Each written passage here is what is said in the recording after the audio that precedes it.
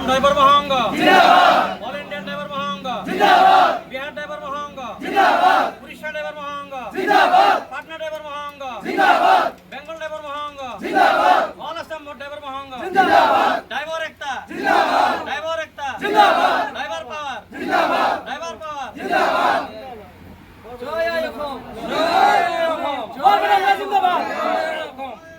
নমস্কাৰ, পোনপ্ৰথমে আপোনালোকক ধন্যবাদ জনাইছোঁ আমাৰ হয়তো কাৰণ সময় দিয়াৰ কাৰণে। তো সদৌ অসম ড্ৰাইভাৰ মহাসংঘৰ বৰপেটা জিলাৰ প্ৰেচিডেণ্ট প্লাছ সদৌ অসম ড্ৰাইভাৰ মহাসংঘৰ উপদেষ্টা মই MD মানিক আলী। পোনপ্ৰথমে ধন্যবাদ জনাইছোঁ সদৌ অসম ড্ৰাইভাৰ মহাসংঘৰ ছেক্ৰেটাৰী মহোদয় মিষ্টাৰ মিয়াচান ডাঙৰীয়া, লগতে ধন্যবাদ জনাইছোঁ সঞ্চালক মহোদয় মিষ্টাৰ জনীন্দ্ৰ সিং ডাঙৰীয়া আৰু বিভিন্ন জিলাৰ ছেক্ৰেটাৰী প্ৰেচিডেণ্ট আন্তৰিক শুভেচ্ছাক ধন্যবাদ জনাইছোঁ। তো বন্ধুসকল, আমি হয়তো আমাৰ ড্ৰাইভাৰ মহাসংঘ কি জিনিস সেইটো আমি হয়তো কোনেও বুজি পোৱা নাই বা আগন্তুক দিনত বুজি পোৱা নাছিলোঁ। তেতিয়া যদিও অলপ বুজি পাইছোঁ, তেতিয়া নিশ্চয় আমি সকলোৱে হয়তো একত্ৰিত হ'ব লাগে। আমাৰ বিশেষ মানে আমাৰ যিটো মানে 1 ছেপ্টেম্বৰ যিটো ড্ৰাইভাৰ দিৱস, কাৰণ আমি এতিয়ালৈকে সেই ড্ৰাইভাৰ দিৱস আমি পোৱা নাছিলোঁ। আমি ইমান দিনৰ পৰা ড্ৰাইভাৰৰ গাড়ী চলাই আছোঁ, কিন্তু পোৱা নাছিলোঁ।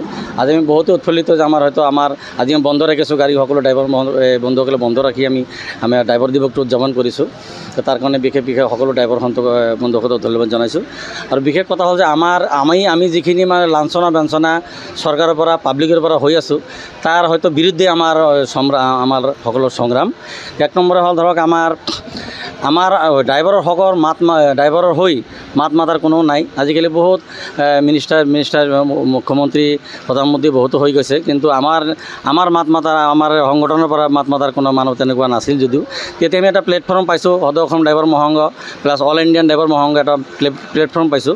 এই প্লেটফৰ্মৰ জৰিয়তে যাতে আমি সকলো অল অসমৰ ড্ৰাইভাৰ হয়তো একত্ৰিত হ'ব পাৰোঁ। আগন্তুক দিনত যাতে আমি সকলো ড্ৰাইভাৰ একত্ৰিত হৈ আমাৰ যিখিনি প্ৰাপ্যখিনি আমি চৰকাৰৰ পৰা আদায় কৰিব পাৰোঁ, তাৰ কাৰণে হয়তো আমাৰ এই সংগ্ৰাম, এই আন্দোলন আমি হয়তো যিটো আমাৰ অতীত বন্ধুসকল, আমাৰ ছিনিয়ৰ বন্ধুসকল আছে, তেখেতে আমি দুজনকৈ মানুহ ইয়াতে পাটনাত পঠাইছোঁ। পাটনাটো আমাৰ ডাঙৰকৈ মানে এটা আমাৰ ড্ৰাইভাৰ দিৱস উদযাপন হৈ আছে, তাতে আমাৰ 2জন বন্ধু গৈছে।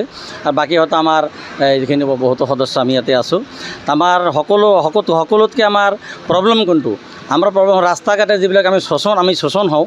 হয়তো মানুহ এটা এক্সিডেণ্ট হ'লে, গাড়ী এটা এক্সিডেণ্ট হ'লে কোনো এটা ড্ৰাইভাৰে জানিব যে এক্সিডেণ্ট নকৰে।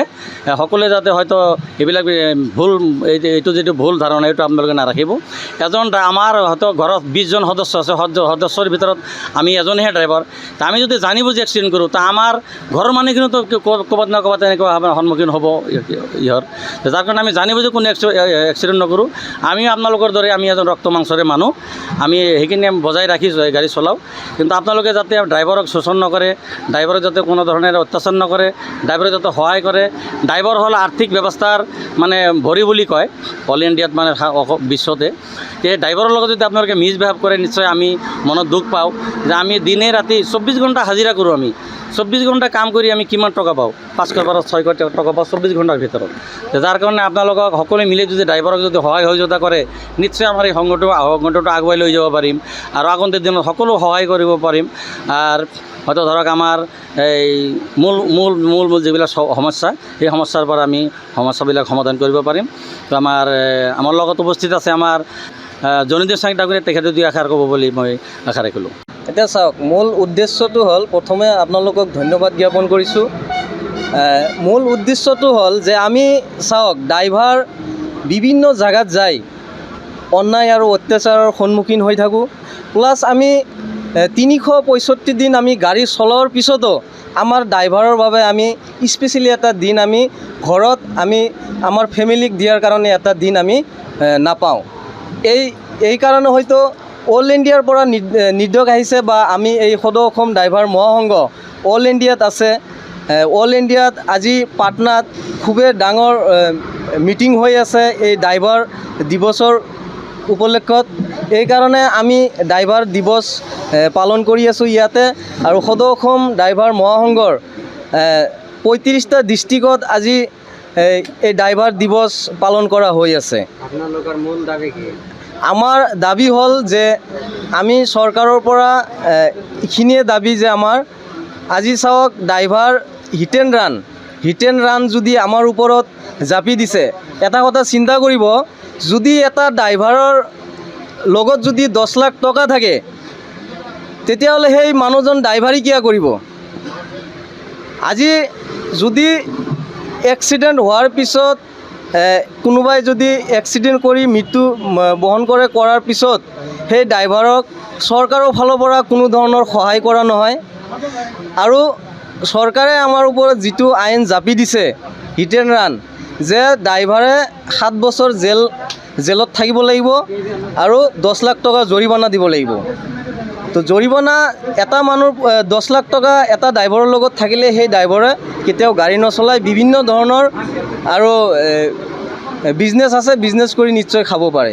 তো আমাৰ মূল এইটোৱে দাবী যে আমাৰ এই 1 ছেপ্টেম্বৰত আমি ড্ৰাইভাৰ দিৱস মনাইছোঁ, চৰকাৰে আমাক নিৰ্ধাৰিত এটা সময় ওলাই দিয়ক, সেই সময়মতে আমি ড্ৰাইভাৰ দিৱস আমি সেই সময়মতে আমি ড্ৰাইভাৰ দিৱস পালন কৰিম। আৰু মৌলিক বহুত ধৰণৰ সমস্যা আছে আমাৰ, যে বিভিন্ন জাগাত যাই ড্ৰাইভাৰ অন্যায় আৰু অত্যাচাৰৰ সন্মুখীন হয়।